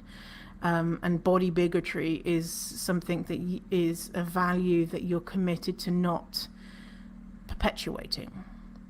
And so eventually people will know not to talk shit about fatness and talk about how someone's lost weight and this new diet and all that type of stuff, because they know that you're going to be like, fucking snooze fest, or So in other words, I just want to first off want to single out Oranges here for some fantastic work. I think that's awesome. I know that Orange is not the only one here. I know a lot of folks have been working on various diets and nutrition and exercise programs, and you folks, you all rock. Respect to all of you. I know Skinny Queen, Sarah Jane of Skinny Queen Reacts, she's been working on her diet program lately. She's been doing awesome. So I just want to say, everybody in there, give yourself a pat on the back. And also, I know I don't say this one enough, but give yourself a pat on the head for not falling for this okey doke BS stuff that Vinny here is selling. This so-called anti-fat bigotry racket, I don't even know what you'd call it, body positivity, healthy at every size, whatever you want to call it. This is toxic thinking. This is truly toxic thinking. It's harmful, and it's self-destructive in the truest sense. It's basically enabling people to harm themselves. It's talk promoting self-harm if you really want to be blunt about it. She's basically telling people to harm themselves with poor nutrition and saying to do so joyously, which is pretty crazy. They know that you're not interested, or and obviously that comes. Yeah, so there she says, be unapproachable, shut down any discussion. If anybody says anything about how fatness might be unhealthy, just shut them down. Don't even let them talk. That's her tip number 12, I think. With a kind of an asterisk of relationships are complicated, and some relationships it might be not be like that, but on the whole. All right, 15. You understand that diet culture is an anti-fat bias is spawned from racism, eugenics, and puritanical belief systems. Let me read that again. You understand that diet culture and anti-fat bias is spawned from racism, eugenics, and puritanical belief systems. And so if you want to learn more about that, I don't even think I need to comment on that one. I think that one just kind of speaks for itself. Go to Sabrina String's book, Fearing the Black Body, and it talks about all of that, all the history, and yeah, all of this stuff. All of these. So it has nothing to do with her being insecure about her body. It has nothing to do with her wanting other people to be just as unhappy, and it's really that we're all a bunch of racists, and she is fighting the good fight by encouraging people to be fat, because it messes with those horrible racist people who don't want you to be fat. Ideologies that are making you feel bad. You know they're connected to some sort of ideology which is not great. Right? It's like, why do I feel bad about giving a guy a blowy? Is it because giving guys blowies are bad, or is it because I'm feeling that Catholic guilt that I Maybe it's because you're bad at it and he didn't like it. And from going to Sunday school, when they said don't give boys blowies, they never said that, but you know what they said. And where does that come from? And where does that come from? And it's always like, oh, ding ding ding, white supremacy. That's where it comes from. Yeah. Again. There you go. Okay, everybody. Glad we solved that. It's actually, this is all because of white supremacy. Now okay, there you go. Problem solved. If you just got, it has nothing to do with weight loss or health. It's actually, if you want to be healthy, you're actually a racist. 15, you understand that diet culture. Oh no, we did that one. Number 16, you don't try to hide your body for the comfort of others. So Glitter and Lasers has this one down. Glitter and Lasers is always exposing herself, forcing us to look at her every inch of her of her mass. Things like being out of breath when you're walking up a hill. I don't know about you, but I used to be like, oh, someone's coming, hold your breath. And just Don't be embarrassed about being out of breath. Show off that weakness with pride. Show off how weak and unable to help yourself you are. oh, look at me, gliding up this hill without needing to use oxygen because I'm so thin. And because Yet your thin privilege to not need so much oxygen, to not be breathing heavy. You privileged thin person. fatness doesn't impede me in any way whatsoever, even though everyone walking up this giant hill is out of breath. And then they walk by and you're like, close to death. Oh my God.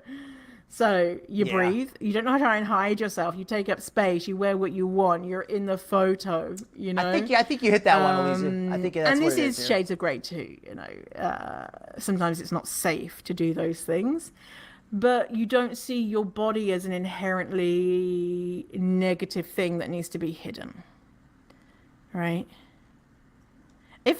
It makes me feel so good. So I'm on the top of a hill, right? And so whenever I walk in my neighborhood, This is great. I'm normally walking funny. down a hill and then have to walk back up. And it makes me feel good when I walk past someone if I'm walking down and they're out of breath. Doesn't that feel good when you hear them being out of breath? It feels like, I don't know. Why are you? First of all, this woman is so petty. She says it feels good to hear other people out of breath. So this really is like I said earlier. She wants everybody else to be as miserable as she is. She's out of breath all the time, so she wants everybody else to be out of breath. Wouldn't it be a lot nicer to learn to breathe yourself? Wouldn't it be nicer to wish everybody could breathe? No, that's racist. That's racist to think everybody should be able to breathe. Why I like it so much. I'm just like, yeah, look at you breathing. You're just breathing and you don't even care. I just love it. Do you love it?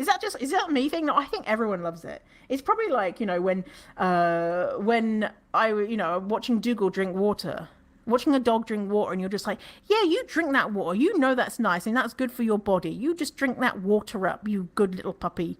And that's how I feel about when I see people out of breath walking up a hill. And when they're not out of breath, I'm like, I don't trust you, motherfucker. What are you doing? How are you breathing? Yeah, right. How are you not constantly gasping for air? There's something wrong with you. How are you not constantly gasping for air, right? It's crazy. It's crazy. What is happening? Because I know you're out of breath. Are you holding your breath? Right? She knows that we all must secretly be out of breath. It's not that we're not all terribly out of shape. We're just all holding our breath and we can't admit that we're out of breath, just like she is. Are you waiting for me to pass so then you can be like, is that what's happening? Yeah. So, She is. breath. She is. Just own it, because it's like you're a human being. This woman is an internationally acclaimed speaker. She speaks at TEDx conferences. She is a best-selling author. She gives conferences. She is paid to give conferences and lecture people. I will say, I don't think anybody who pays for her conferences actually attends them. I think that people pay and then they force other people to go, like a cruel joke. That needs oxygen. Oh my goodness. 17, you know that if people don't want to love you, date you, fuck you, or be friends with you due to your body size, then that's a them problem and not a you problem. That is actually, I will actually agree with that one. That's actually the only thing she said that's made any sense. People don't want to if people aren't attracted to you, that's on them. It's taken her 17 things to say something that makes a little bit of sense. That's like around 5%, which is something that's, that's like what, a completely fail. All right, but let me show you something. Yes, she said, so, what was that comment there? Yes, best-selling author. What was it? And Misery Loves Company. What's her name? Yes, that was the question I was going to answer here. What is her name? Let me show you. Her name is Vinnie Wellsby. She has 1,090 subscribers, 170 views on the video. All the comments are turned off. But yes, I know you're probably gonna not. You don't believe me. She's internationally known, but let's look on her page real quick. Right here. World leading expert on dismantling anti-fat bias and diet culture, TEDx speaker, and best-selling author. And if you go to their website,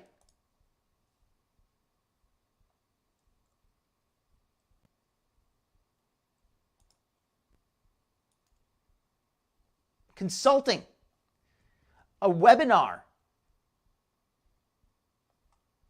Where's the other one?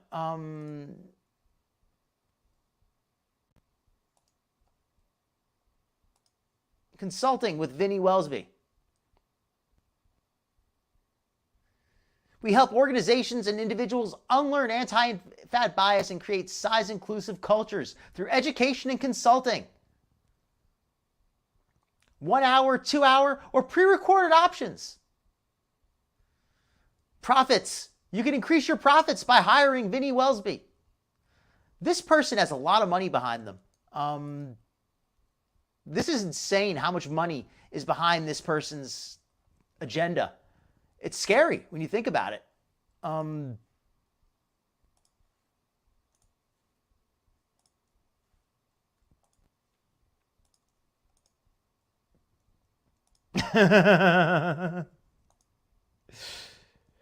Sherry, this lady here would probably I don't want to be saying anything nasty. I'm just gonna leave it at that. And some people don't want to date or fuck or be friends with fat people, and I'm like, mate, whoa, you are missing out on this party. Imagine all the people who don't want to be friends with me or fuck me or whatever. You know that they're missing out. You know that they're missing out. And it's got nothing to do with me. It's got to do with them and the fact that they a degree that teaches real knowledge, like obesity is actually linked to being healthy. Or excuse me, obesity is actually going to make you healthy, right? And cancer is linked to being thin. Stuck in anti-fat bias. Right? If that's why they don't want to fuck me. Or You're very welcome, Nirvana. And again, we mentioned this last episode. Fat acceptance, liberation. Welcome in, Sarah Jane. I was just mentioning you earlier. We were talking about people having success with their health. I know you've been doing fantastic lately. Not to put you on the spot, but yeah, everybody here. This is Sarah Jane of Skinny Queen Reacts. I mentioned her earlier. Definitely be sure to check her out. She has an awesome channel herself, and she is also really kicking butt with her health quest at the moment. Right now, Sarah Jane, we're watching this woman here teaching us how to unlearn our anti-fat bias. We got to unlearn our obesity bias. It's destroying us. The best was in the beginning, but I think there might be a little bit more still to come. There's a few minutes left still that could be good. So let's let it run. Is not about forcing people to have sex with you. Just an FYI, in case someone's listening, but like, I knew it. This is what they're all about, forcing them to people to fuck them. No, I don't know about you, but I don't want to have sex with people who don't want to have sex with me. It's a weird kink of mine that I really like it. You know, when people who are going to have sex with me want to have sex with me. It's an oddly specific complaint that she has, right? I know it's weird, but yeah, that's me. Number 18, you're able to recognize when a clothing line is not actually inclusive, when seats are not suitable for people of all sizes, and other ways larger fat people are excluded from the world. So this one doesn't even make much sense here. I mean, I don't think you need to have any special knowledge to recognize that whether or not you could fit into the clothes somewhere. Although Glitter and Lasers doesn't seem to have that knowledge. She constantly looks for clothes that she can wear in areas that are clearly not size for her. Times, if you are not a larger fat person, a supersized fat person, and a finny fat person, but you are a smaller fat person or a medium fat person, it's hard to understand the breadth of anti-fat bias and how it. Nirvana, you know, as much as I don't like to be an alarmist, she really is promoting a lot of like aggression and intolerance, and there's no understanding or tolerance at any point anything she has said. She's never once said And even though she, for example, she could say something like, well, I may be heavy and I may not be comfortable with being so heavy, and some people maybe give me a hard time. I don't think that means that we should hate each other. I don't think that means we should dislike each other. We should try to have some understanding. No, it's all just about telling people they're wrong and ignoring people and telling them to shut up. And it's everything about her is aggressive. Manifests in the world. And so you're like, oh my God, this is an inclusive clothing line. And they go up to 3X. Friends. And then it's like, lol, the 3X is actually like a US size 12. But, you know, we said 3X were inclusive. And even if it is a true 3X, that still excludes a shit ton of people. And so before, I would be like... So here, instead of her saying, wow, it goes up to 3X, darn, that isn't going to fit me. Instead, she's like, that excludes a shit ton of people. Like, why? Everything about her is angry. It's like nothing is ever going to be good enough. If it goes up to a 4X, she's going to say, oh, well, that still excludes a lot of people. If it goes up to a 5X, well, but what about short people who are a 5X? Well, it does go. What about tall people? What about people with big feet? It's like no matter what you do, she's always going to have a problem. I could just tell that she's one of those. Like, oh my God, a clothing line goes up to XL. Wow. They are so inclusive. They're thinking about the fats. No. So, you know, recognizing that unless a clothing line goes up to infinity sizing, custom sizing, then it's not inclusive. You're able to... There you go. Unless it goes up to infinity custom sizing, it is not inclusive. So in other words, nothing will be good enough for her unless they custom make clothes unless they make clothes big enough for her and her friends, it's not good. Nope. Unless it directly suits my personal agenda, it is not good. That's basically what she's saying. Doesn't matter how good it looks on you. Doesn't matter if it fits you. Doesn't matter if it's affordable fashion that looks good that you and your family can wear. No. If it doesn't suit my needs, it's bad. That's what she's saying. To go to a restaurant and be like, aha, okay, I understand about people's experiences that are not similar to mine. I recognize that, you know, this restaurant doesn't have seating for people of all sizes. It's, you know, booths only, and it's arms with chairs. And Big Easy, this lady here is doing she's throwing spaghetti at the wall. She's trying she's throwing in the racism and the genderism and the sexism. I think she said sexism. She's just throwing everything she can here as a way to justify her speaking fees. Because when she gets up on stage and says, hey, you know, being fat is tough. It means, you know, being out. No, she has to get up there and talk about all this other stuff so that she can convince businesses to pay her. That's what I think it comes down to. She needs to make this sound more important than it is. And just saying, well, you know, I'm fat and I can't find clothes that fit. That's not enough to get her a speaking tour. Just to turn it into this. Just to turn it into this systemic societal problem, so that she can, you know, give speeches about it. To put your shoes in people in larger fat people's. Put yourself in their shoes if you're not already, if you're not a larger fat person. And so, understanding the complexities of the fat experience.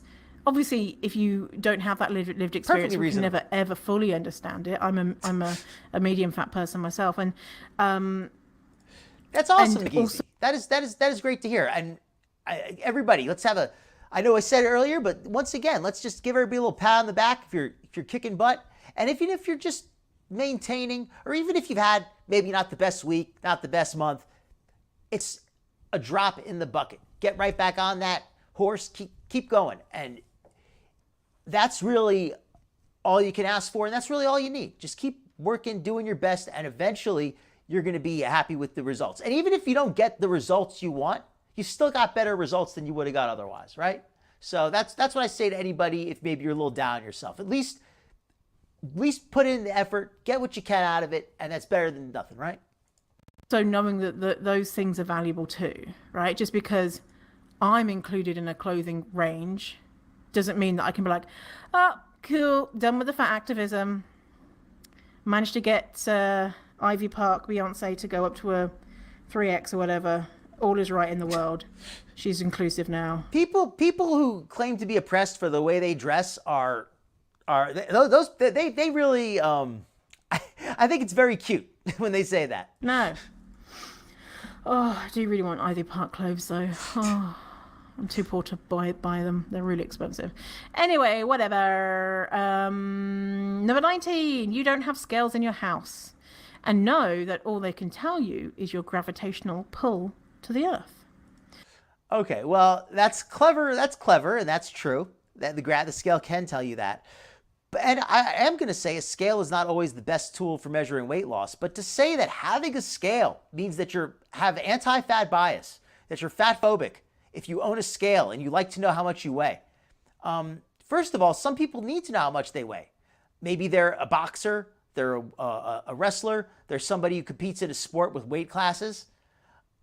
Maybe they want to weigh themselves because they're interested in tracking their health in some way. I mean, there's a lot of good reasons to weigh yourself, and to say that it's bad to have a scale is pretty crazy in my opinion. And if you have scales in your house, you know, they're there for something like, oh, well, I go traveling all the time and so I weigh my suitcase. Get one of those fucking weigh things. But sometimes if you see... There you go. So even if you have a reason to have a scale, no. Because if you have a scale, you might weigh yourself. And if you might weigh yourself, that's anti-fat bias right there. Case is too heavy, you can't pick it up. So anyway, yeah. You don't have scales, you're not getting on the scales, and if you are, for some reason, you're not making it about who you are. It's just your gravitational pull to the earth. And number 20. And by the way, I do actually agree a little bit, like I said, with that you shouldn't obsess over the number on the scale, because the scale fluctuates. You got to look at your weight over a period of time. If you go up 5 pounds in one day, it's probably just fluid. If you go up 5 pounds over the course of a week and it's a pound every day, then you might want to take it more seriously. So the scale could be a good tool, but don't let it control you. So that's, out of everything she said, that's one of the few points that has some value in my opinion. You can now see subtle fat phobia in diet culture that used to fly over your head. But before you... But you're not wrong though. It kind of sucks learning about anti-fat bias and diet culture, because then you're like, for fuck's sake, it's everywhere. You know, before I thought it was okay to say blah, blah, blah. But now I'm like, oh, that's not cool anymore. So, you know, and I'm being facetious when I say that, but but it is everywhere and it can be exhausting. Whereas before...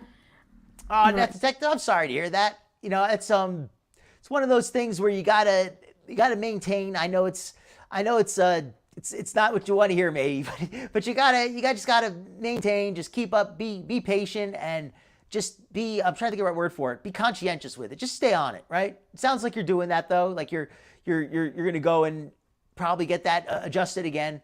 So it's a process, right? But hopefully you'll be able to get it sorted out pretty soon. You'll be back on the right track, hopefully. But stay tough there, Detective. You know, hopefully that will get... No, it's all good. Like, for example, here's an example with gender. So I've joined this new choir, and no problem, Yellow Moon. Have a great before night. I signed up and paid my fees, I messaged the choir director and I said, hey, I'm non-binary. Is this place inclusive to genderqueer folks? And they sent an email back saying kind of like, yes, how dare you question us, because we're in a queer neighborhood. And I was like, okay, well, I'll give it a go. And already there's been a couple of instances where they are not inclusive. Like, yes, I got an email and they've not met me. They've only talked to me on the phone. And so from the phone, even though my email is Vinny, so they would just presume that I was a man, right? But then I spoke to them on the phone, and so I have a low voice. I have is it alto, tenor? Anyway, contralto? Anyway, whatever.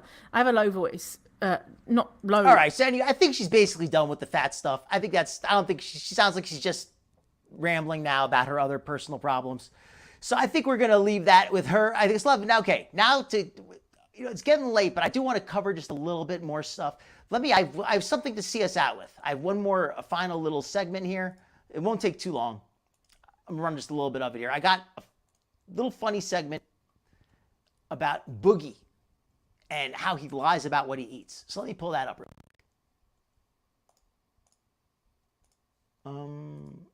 And hopefully you enjoyed that segment. I thought that was good. I'm not going to cover that person every week because it's a little too much craziness for my taste. But I thought that was a very interesting subject. I thought it was very just interesting to get an insight into how some folks think, right? Hopefully you enjoyed that. I thought that was a good change of pace, right? I'm glad you liked it. I'm glad you liked it, folks. Hey, well, that's an amazing weight loss net detected. That is fantastic. That is just, I mean, you know, I've been talking so sarcastically and joking back and forth, but being serious, that's just a fantastic weight loss. No jokes there. That is just awesome to hear. So let me pull up some of this silliness here we got with Boogie. So we actually watched this video of him eating it, of him buying these groceries, and now he's going to be confronted about the host of his podcast about what he bought. McDonald's, Zaxby's, Bojangles. Yeah, Jersey we buy groceries once a week. Okay, here's Boogie, ladies and gentlemen. Strawberry. Whoa!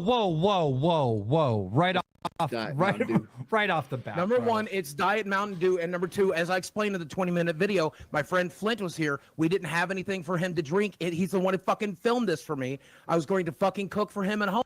There you go. It's just like when Foodie buys the juice for Salah. He needed this stuff for his friend Phil. It wasn't for him.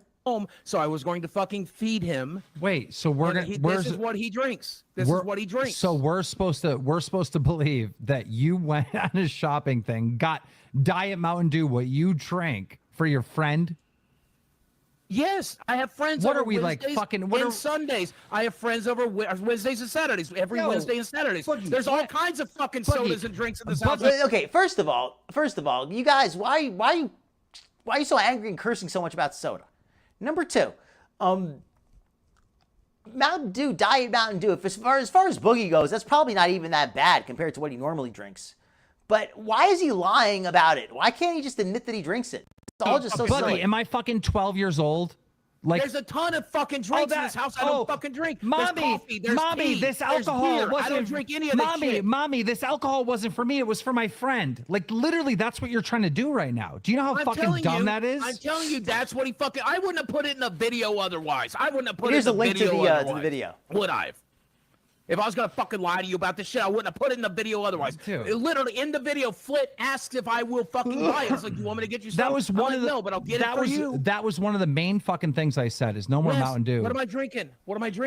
I don't. Boogie is such a damn liar. And I just put the link in the chat here for a link to the channel I got this video from. It's a channel called T-Clips. They do clips from various streams. Agreed, Net Detective. It's a lifetime, journey, but it's worth it, right? Don't know. What is it? That is Mountain Dew Zero Sugar, though. You see it on the box. Water. It's fucking water, Dan.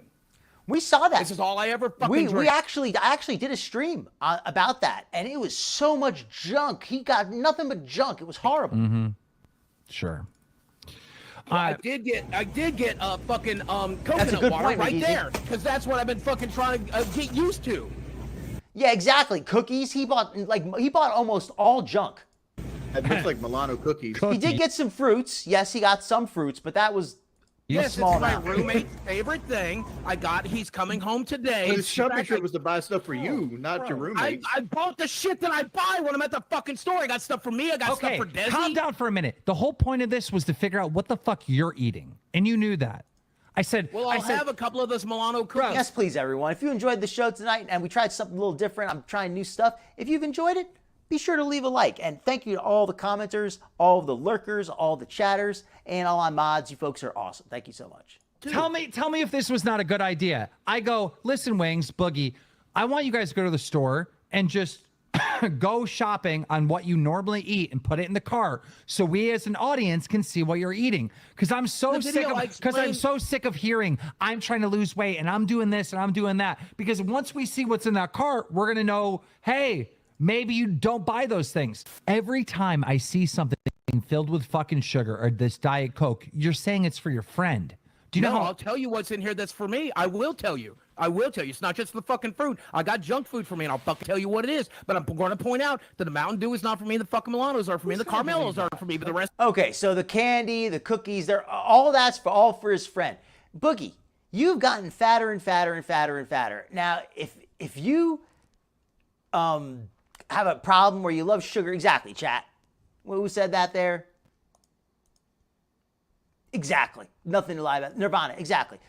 He just likes sugar. I love sugar. I eat too much sugar. I can admit it. Even when I was fat, I admitted I eat too much junk food. Better to just lie. Better to admit it instead of lying about it, right? The rest of it is, and the rest of it's all mine. The rest His of it's hair all looks for me. horrible. Okay, no one's gonna believe that. Well, then I don't care if they believe it or not. It's fucking true. Yep. They don't have to believe the fucking truth. They don't want to. All right. Just fucking tell the truth. Like, look, here's I'm what telling you the drinking. truth. I'm drinking Chick-fil-A sweet tea. I'm Yeah. drinking fucking water. You can see it. You can fucking see it right there. Just I love. stop Okay, lying. this is so typical. He's showing us a cup of water. But I almost call him Foodie. Boogie, Foodie, all these people, they have the same kind of names. Boogie. Nobody is saying that you don't ever drink water. Just because you have a cup of water here means nothing. That's like when Foodie shows us a video. She's like, "Oh, I'm on a diet. See, I cooked my own meal. I'm just having a little bowl, just a little bowl of food here." Just because she has it on one video of her eating something healthy, that does not mean that that's all she eats. And Boogie treats us like we're idiots. Anyhow. How am I fucking lying? Oh my God! Look it, you got chocolate. You see that, Wings? The Yes, I choc- told you. I hope that's probably like 19 trolls. That's Yeah, he Desi's said that was favorite. his She roommate. comes home on Saturday or Sunday, so I'm giving that to her. Everything else is mine. Everything, all this other junk food is mine. Just keep fucking playing, and you'll see the stuff that's mine. And to be fair, I don't think you can find out either one of their private parts. Wait. Chat. Do you understand what he's saying? He's saying the Mountain Dew is for his fucking friend that's with him right now. He's saying the cookies are for his Was with me roommate. last night. Is for his roommate. What about the caramels next to the He's saying the chocolate? caramels, Wings. He just said the caramels are for Desi. Make Those this are the man- three things. That's I just not got- even there. Desi gets home on Sunday. I'm not going to the store again between now and Sunday, so I got her something to welcome her fucking home. Hold on, let me ask you this. You said you're not going to store until Sunday. Is that out of laziness? Because your car gets like 70 miles per gallon on the highway. No, it's because I got everything I fucking need for the next 5 days in this fucking car. If you hit fucking play, you'll see everything. I got fucking pork. I got fucking chicken. We're going to fucking cook. This might be the most obvious. This guy, okay, let me just go a little bit here. I'm just going to look a little bit at the grocery haul that he did. It's enough of them arguing. Let's look a little bit at what he actually bought. My eyes shut too, so I don't see nothing. And of course, he's riding a cart, right? Don't want any yum yum sauce? Don't get me started. Don't. Keith Star will kick me off the damn show. Yeah. So look You at ever this, had this perfect stuff? example. And I just clicked a random portion of the video. I did not know what section of the video. I just clicked a random portion. Look at what he's got here. Look at what he's got here. This is all just candy and snacks. But yeah, this stuff's actually really good. Lots of indirect kisses and such. Calories on the whole box is only 200. Only 200 calories for the whole box. Yeah, but you're gonna eat like 5 boxes, bro. That's pretty good, and it's only $1 a pop too. So that's why I get it. It's a good deal. I always want to try this though. Look how cute that is. I've never tried that. And All right, again, that little chocolate hamburger thing. I Yeah, always that's want cute. to try this though. Look how cute that is. You know what? That is cute. But that's, eating one little package of that, whatever. That's not a big deal. But Boogie is eating nothing but these sweets and these chips and things. I've never tried that. And then there's poppin' cooking. There you go. We got donuts. Poppin' cooking.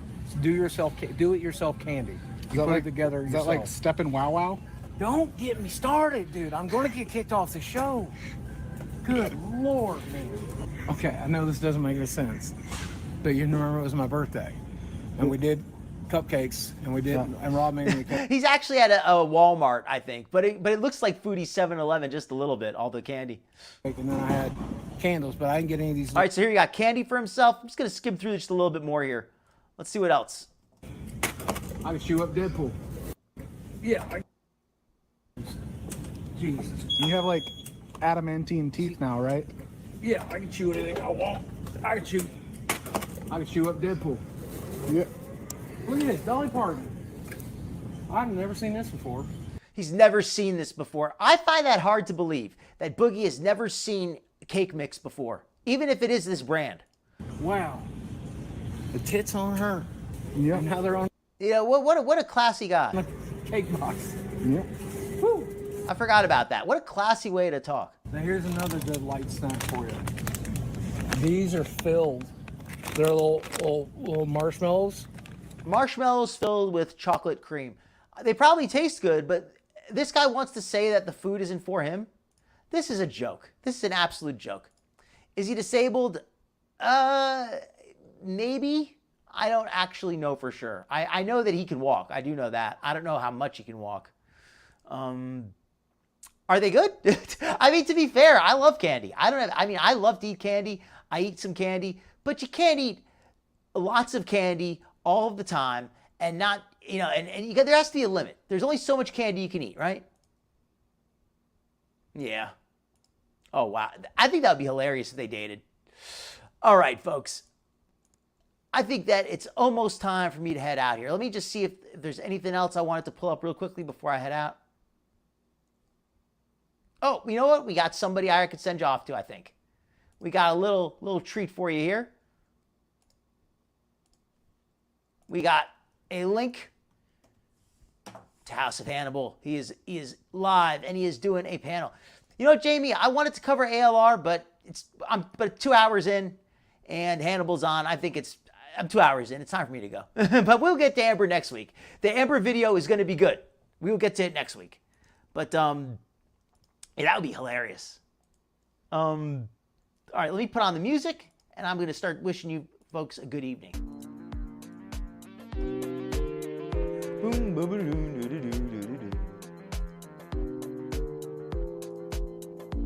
Unlearn your obesity bias, people. You can do it. No donuts.